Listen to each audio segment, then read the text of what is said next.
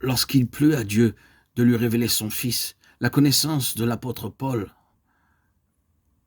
commença à s'élargir de plus en plus par le dévoilement progressif de la personne du Seigneur Jésus-Christ, avec une force toute nouvelle et sous la conduite de l'Esprit.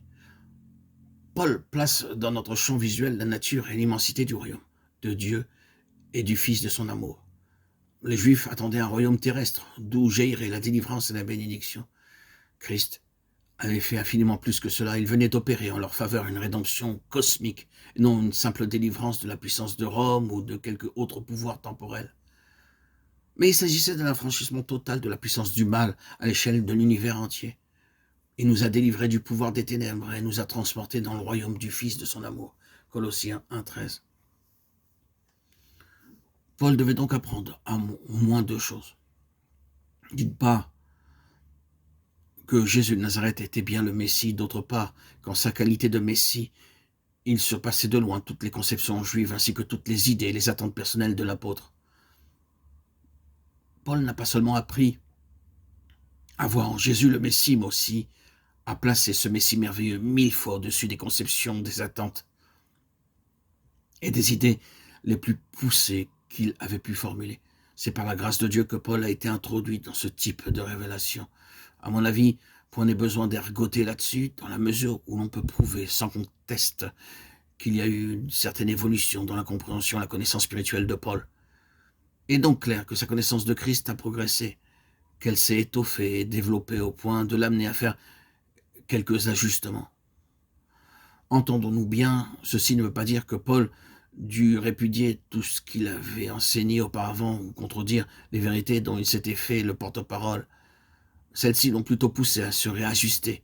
À mesure que sa connaissance de Christ grandissait et s'épanouissait, Paul se rendait compte que force lui était de s'aligner sur celle-ci. Prenons un exemple pour illustrer notre propos. Les épîtres de Paul aux Thessaloniciens ont été les premières rédigées par l'apôtre.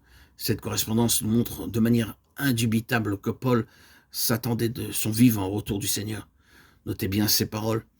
Nous, les vivants, restés pour l'avènement du Seigneur. 1 Timothée 4,15.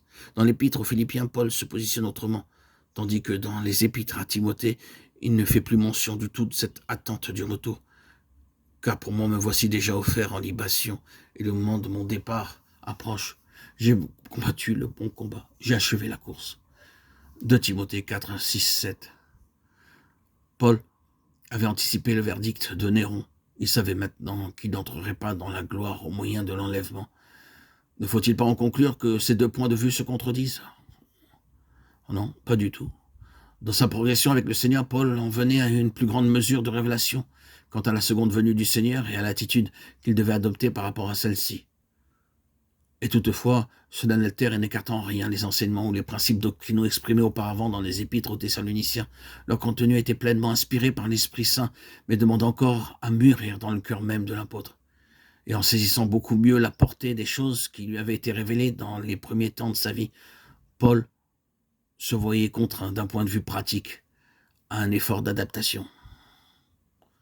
La nouveauté de ces révélations ainsi que les progrès de compréhension accomplis par l'apôtre ne l'ont jamais incité à adopter une position de rejet par rapport à tout ce qui lui avait été donné précédemment par révélation.